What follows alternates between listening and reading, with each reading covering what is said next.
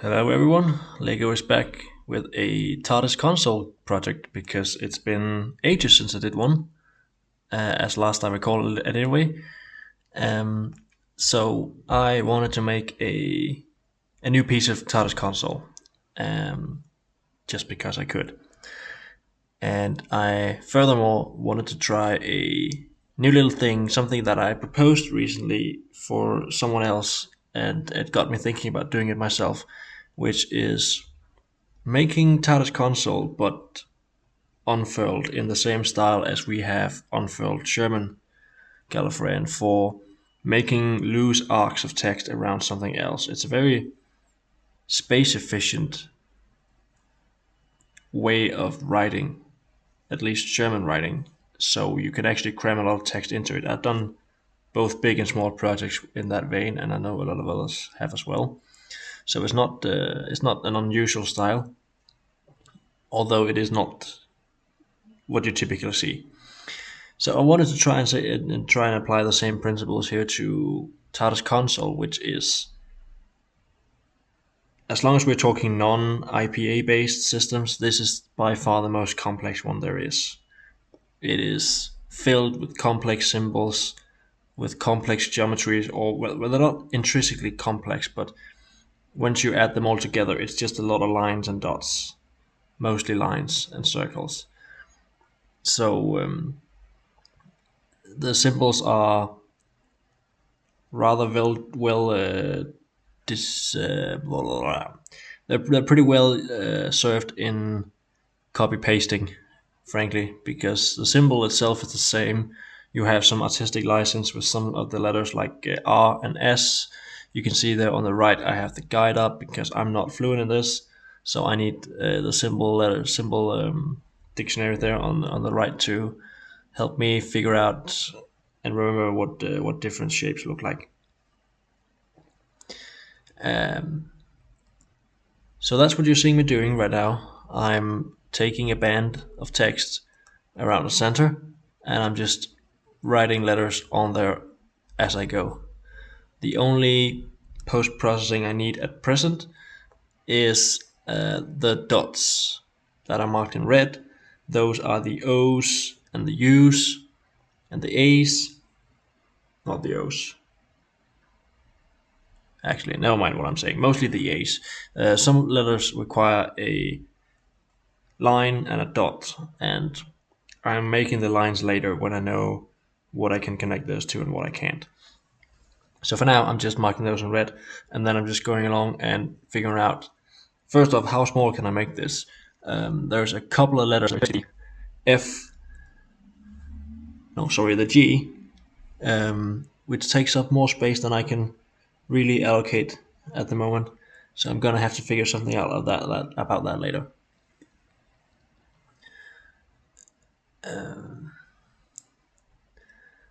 Otherwise, I don't think there's really a lot of intelligent commentary I can make here. It's mostly just about making the letters, and that's it.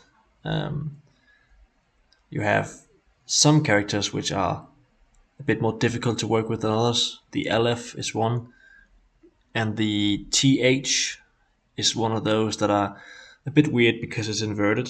So you have the black and white scheme inverse, which is not a big issue, but it is a big issue, sort of, when it comes to coloring. If you want to do it on the character level, personally, I think coloring of TARDIS console projects is one of the worst experiences I have, frankly. And it's no secret every time that happens. That and Resolonian, but Resolonian is easier because it's laid out like clockwork, and that's easy enough. It's because of the segmentation that TARDIS console encourages in the style. It has these different word bubbles that you overlay onto each other, and through that you make up the sentence and the borders and stuff. And if you want to color that individually, you need to make a lot of hoops and jumps. to get that the way you want it. It's not really good for color work, is what I'm trying to say here.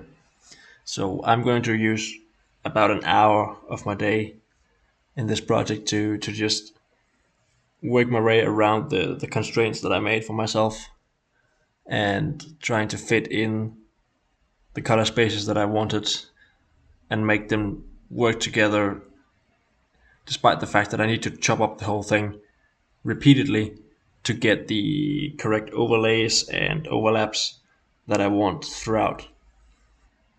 But that's a future problem. Right now it's just black and white. And that's pretty easy to make. It's just like Gallifreyan music. You just put it on there and don't care about the consequences, about what gets obscured by what. Doesn't matter. Not at this stage.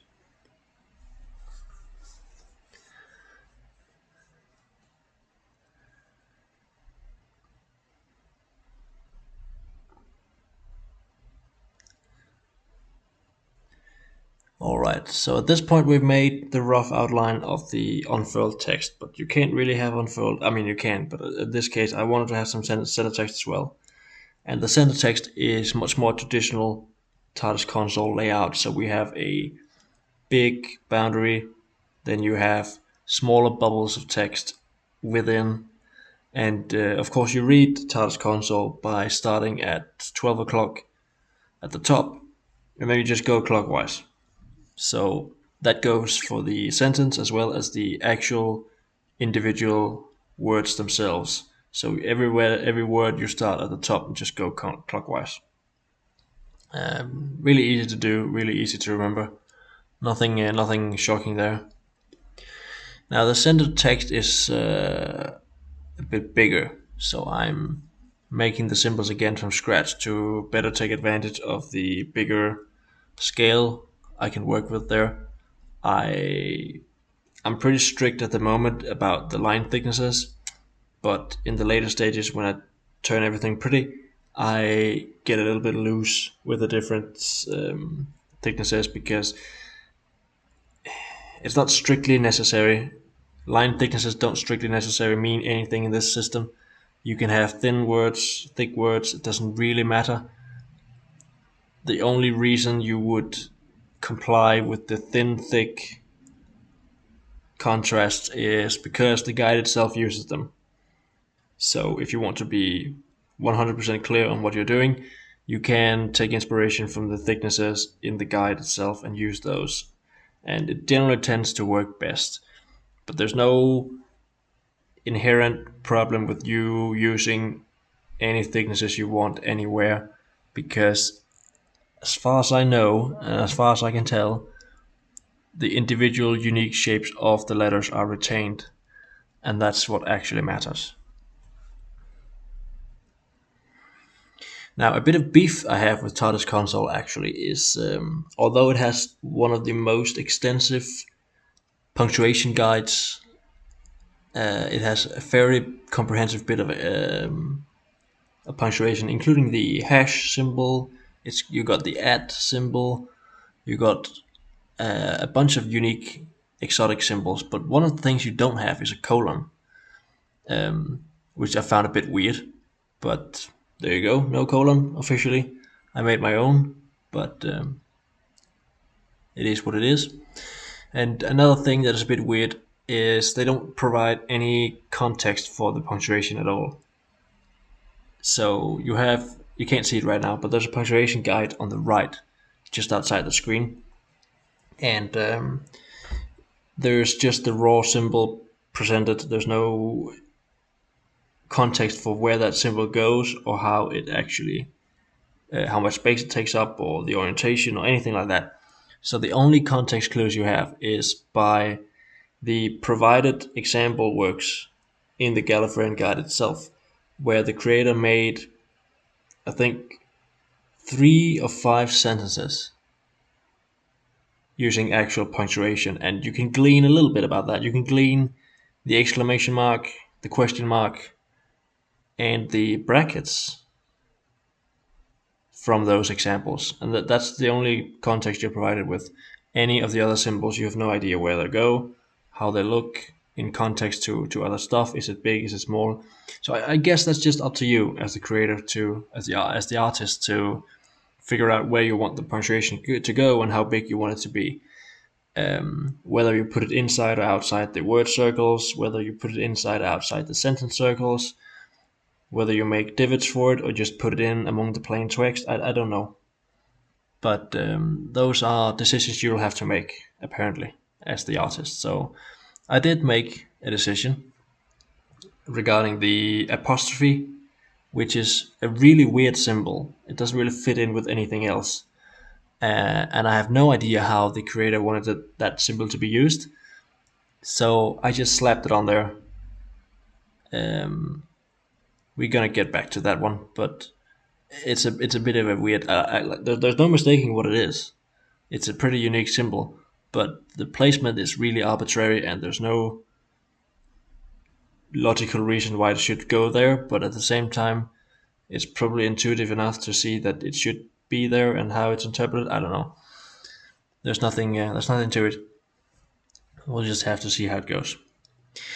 Now, at the last word here, the center word, I'm being a little bit creative here with the symmetry, which is not something that TARDIS Console is known for at all. But I did sneak in a couple of symmetry bits there at the last minute because I detached some vowels. Speaking of vowels, actually, the TARDIS Console system for stacking is a bit cursed, frankly, and you should not, under any circumstances, really try and take stacking to its logical conclusion. The guide itself makes one mention of a double L, which was pretty cursed, but not as cursed as the multiple vowel stacking, which, as far as I can tell, just goes from right to left for some reason. I can't explain how that comes about, but I'm just interpolating off of the one single example given. I don't think it was really anything other than an afterthought for the creator, but bottom line is vowel stacking is not a sensible option. But I did do it in the first word on the center because that meant I could fit a whole word into one symbol, which I kind of liked, and it gave some variety. There we have the apostrophe, that little double arc there on the right in red, because it's gonna cut through some stuff. At this stage, I'm going through and making some adjustments to the thicknesses. I'm making everything pretty. I have the composition of my text. I have the scale of my text. I know how everything is going to take up and how much space everything is going to take. So at this point, I'm just going through and making everything a bit more fancy. And you can see I took some liberties as well with the bubbles around the individual words. Some of them are the traditional round arcs. Some of them are a bit more weirdly shaped. We got some half arcs. We got some a bit of a hexagon on the right, and we got some bits and pieces. As long as you can distinguish between words, anything goes in this system, basically.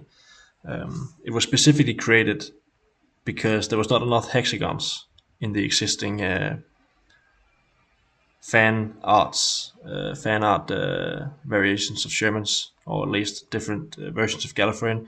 So this was made specifically to counter that and shove in some more hexagons, which is nice to see.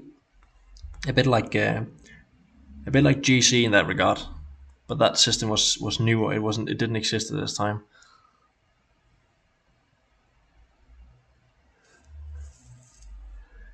And now we're finishing up the letters themselves by adding the missing lines.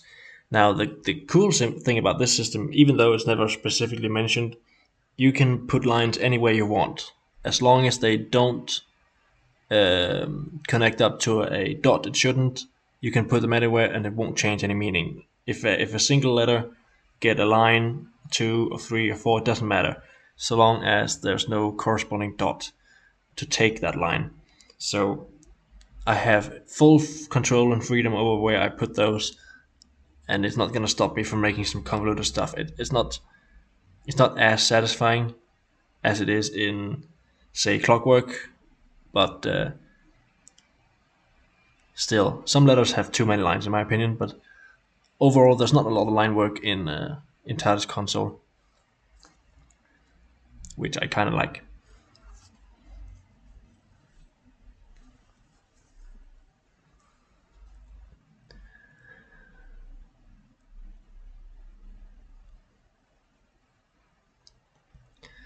Now at this stage, I'm pretty much done. Well, I'm not done, but I am pretty happy with the black and white version. So I'm just going around still making some adjustments to the different placements of the items, and now I'm trying to address the issue I had earlier with the symbols actually taking up too much space in the outer ring. And the simple solution I found was to just expand it and make it seem kind of high tech, fancy, like it was part of the plan. So instead of being a perfect circle, it now becomes this circular with bits and bobs sticking out, which is fair.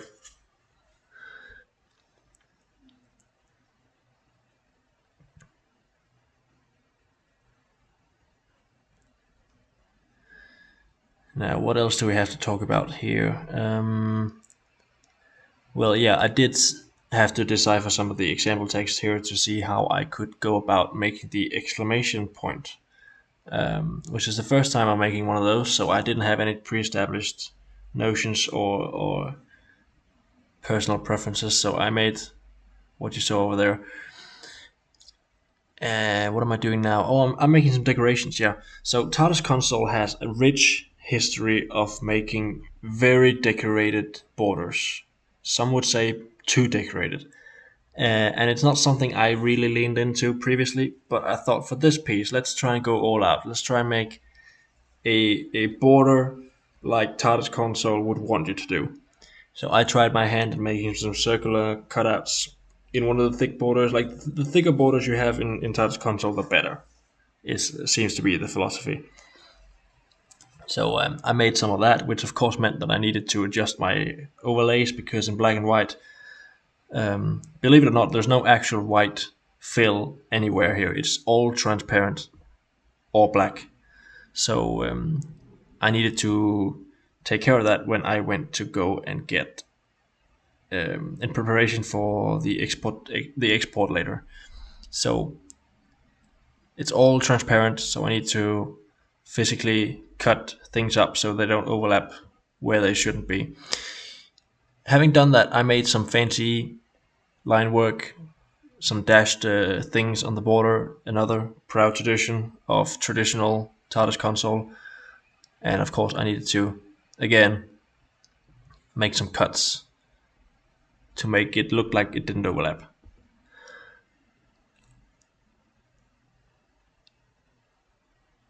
And I changed my mind and added the bottom part of the hexagon because it seemed like a good idea to just put that on there. Sort of like a detached extra bit.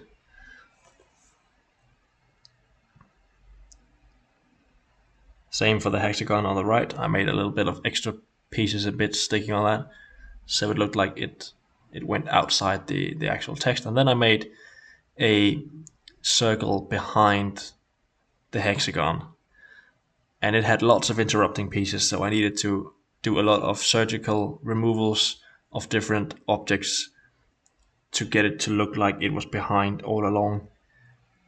So this is basically why I hate coloring in TARDIS Console, because you end up with all these small bits and pieces where you have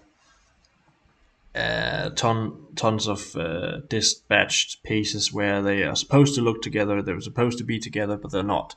And you have all sorts of jumbles of different objects. You have paths, you have nodes, you have strokes, and you have a combination of all three in one. So I did a little. Bottom line is, this was a bit of a cheap way of coloring it in because I basically had to fill out areas, and then I just used the bucket to retroactively create the fill for those spaces instead of actually making an object that contained that space. It's almost painful to think back on how I did that and how it technically worked, but really I wouldn't want anyone else to do it ever, including myself. But this is technically a legit way of making some extra fill for areas that didn't actually have any fill to begin with. So I stand by my decision to do it this way, but it's not something I would ever encourage anyone else to do, including myself. But here we are, pretty much at the end of it. So I have now some predetermined areas that I can play with for actual color work. That was just a transition and a preparatory exercise to mark up the areas that I wanted and place them relative to each other in the correct hierarchy. So now we're actually looking at colors, and we're looking at a color palette of some silver and some blue with a bit of gold mixed in. That's the general idea here. Something that might actually look like it belonged on an actual TARDIS console. So my first and immediate thought was I need those small circular cutouts in the center to be LEDs. So I made them LEDs, at least placeholders for LEDs, and now I'm just looking at the actual gradients of the pieces. So this is the fun part, as I tend to say. I love coloring in. Once the hard work is done, it's just a matter of playing around with it until you get something you want. And now for this piece, I made some gold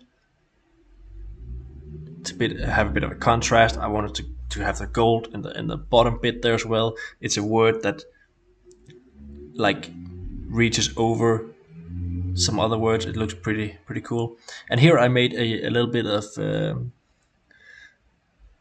a dome, a glass dome thingy on top. I've made several tutorials on those before, making some mesh gradients with a radiant style, and then I just put in some glare there to give it a sort of 3D effect.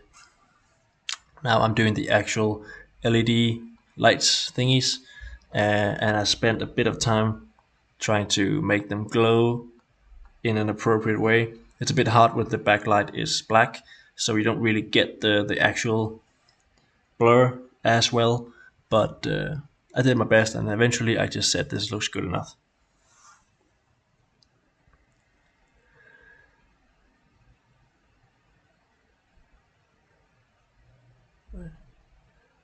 And I'm just fiddling a bit about with the colors, trying to make a really cool blue in the back there, and try to see how I could make them seem like they had different depths. A little bit with some shadow work, a little bit of shadow work. But overall, this is just about it. I just settled on silver for that, some more gold over there, and then I played about with the red a little bit. It seemed like a nice contrast, and it's only a hint of red, so there's not a lot that needs to be filled with, but I just tried to make that a little bit interesting. Tried to add a shadow to the thing, didn't really work out, didn't like it, got rid of it. Made the center a little bit brighter. And then I tried to make that blue light bleed into the silver background a little bit, as you'll see in a moment. Once I get back to that, because first I decided to put all the dots as LEDs as well. So I made them light blue, like that. And I think that turned out pretty okay. Doesn't really disrupt the flow too much. Decided to make the hexagon gold, and had to fix a few issues with the nodes, because there was some issues once I merged them together. Didn't really check my nodes properly before I did that, so I had to make a little bit of a recalculation there. I had to fix some border issues, which is the problem with TARDIS Console. Once you chop it into so many pieces as I have, you start to lose coherence in terms of things that touched each other before doesn't touch each other anymore. There we go, some blue backlight spill over there. And at this point, I'm done, really. This is the project that I wanted to make. Some unfurled TARDIS console with some traditional TARDIS console in the center. Some nice colors, a bit of flair, a little bit of decoration. This is pretty much TARDIS console in a nutshell. So that's it. Thank you for watching.